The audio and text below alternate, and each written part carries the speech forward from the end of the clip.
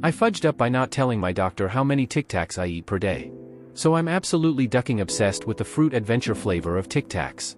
The flavor combined with the soft smush they make between your teeth when you chew them makes my brain very happy.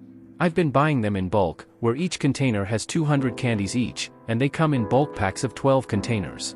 I tend to eat them by the handful while I'm working or gaming, so in a day I can easily slam through 1 to 2 containers. Now keep in mind that on the nutrition label, it says the serving size is 1 candy, and is listed as having 0 calories, which I thought was awesome because I could have as many as I want. Over the past year, I found that I gained about 40 pounds, and nothing about my eating habits had changed as far as I was aware. I told my doctor about it and she was a bit worried, so she had me do a bunch of blood work to see if there was a reason why I gained so much weight in a short period of time. Everything came back normal. She referred me to see a weight loss doctor who would also have me see a dietitian. I had been working with the dietitian for a few months now, and we have me keep a food log. I had a virtual visit with her today and during it, I was fiddling around with an empty container to keep my hands busy. She saw it and asked where I got such a large container from, so I told her about it and how I eat 1 to 2 of those per day.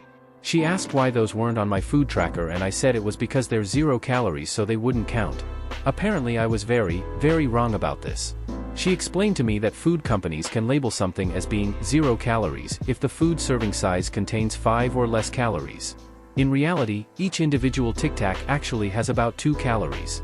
So essentially, since each container has 200 pieces and I typically have 1 to 2 of those, I've been eating 400-800 plus calories per day of Tic-Tacs, in addition to all the other food I've been eating, which is very likely why I've gained so much weight. Didn't realize that Tic-Tacs weren't actually 0 calories and gained a ton of weight because I eat so many a day. Story 2. I fudged up by sending my wife to check if a Powerball ticket was a winner. So this happened a few days ago. I have a long-standing habit of buying a lottery ticket for the Powerball, or Megaball ECT, whenever it gets over 300 million. It's overall a very small amount per year and it's just a small investment in fun times from my point of view. Recently the prize was slowly creeping up due to no winners multiple weeks in a row. The prize gets rolled over if there is no winner. It was over $1 billion last week and I bought a ticket like usual. But I got too busy to take it and to check the numbers. Here is where I screwed up. I decided to give the ticket to my wife to check. Now she is a sweet lady who has never gambled anything, so she was not familiar with the process. I sent her to a local supermarket with a machine, explained how to scan the card and sent her on her merry way. A little while later I get a strange text basically saying, "You better be sitting down," and then a text saying something to the effect of, "I'm never coming back to this store again." Later I got the full story. She scanned the ticket correctly and the machine announced that she was a winner. A full-screen graphic and giant words, the works.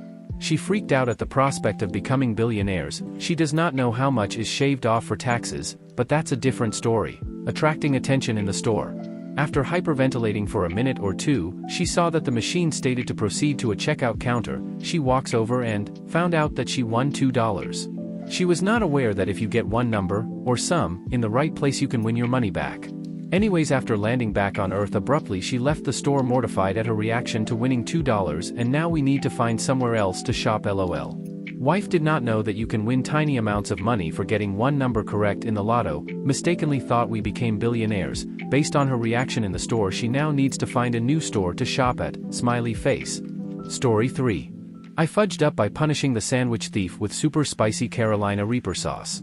In a shared hangar with several workshops, my friends and I rented a small space for our knife-making enterprise.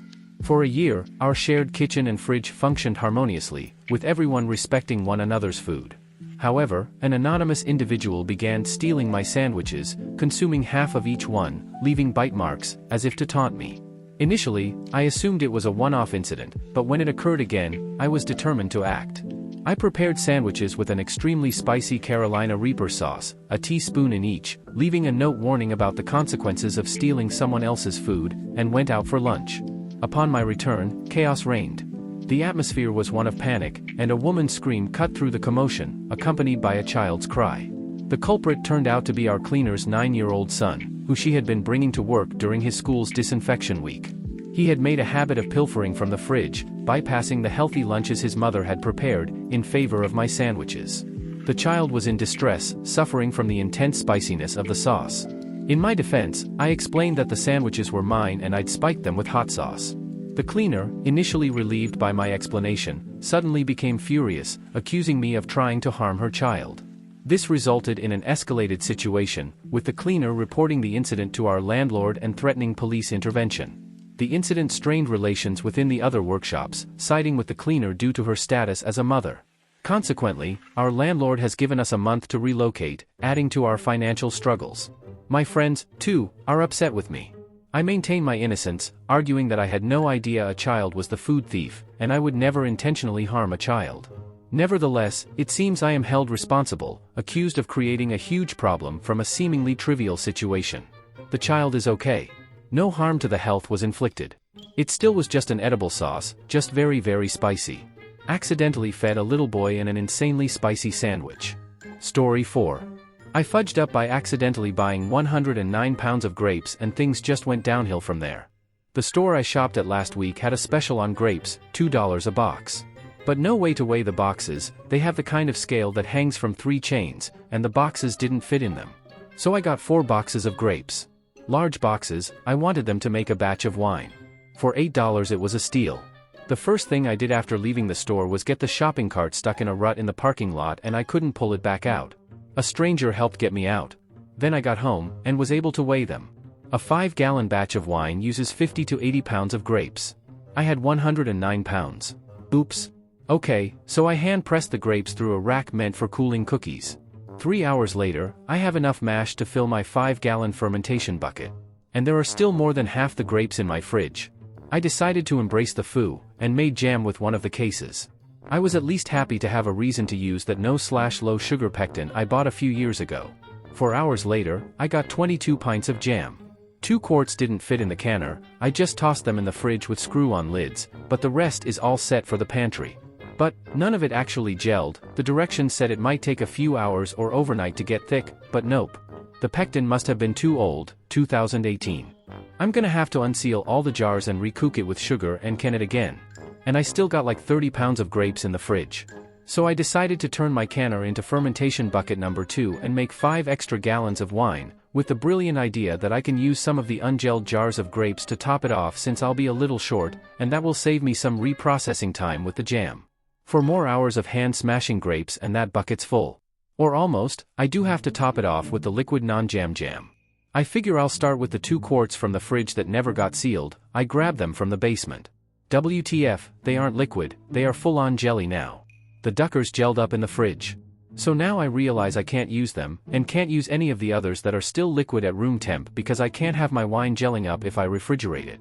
Somewhere in there I realized the store gave me a senior discount for being over 60, which I didn't ask for, and it's not a store with a loyalty card where they'd have my birthday on file.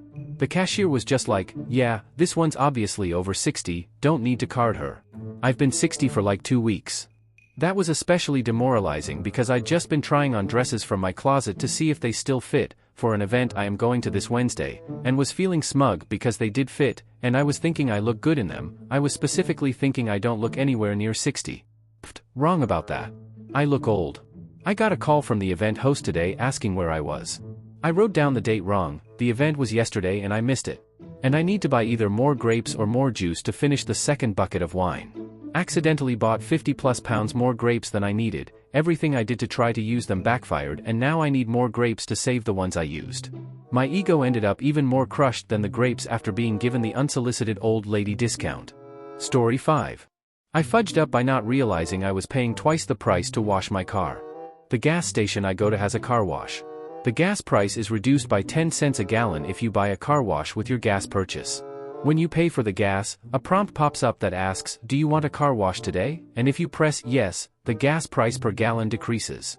Really simple and a great way to save a few bucks on gas.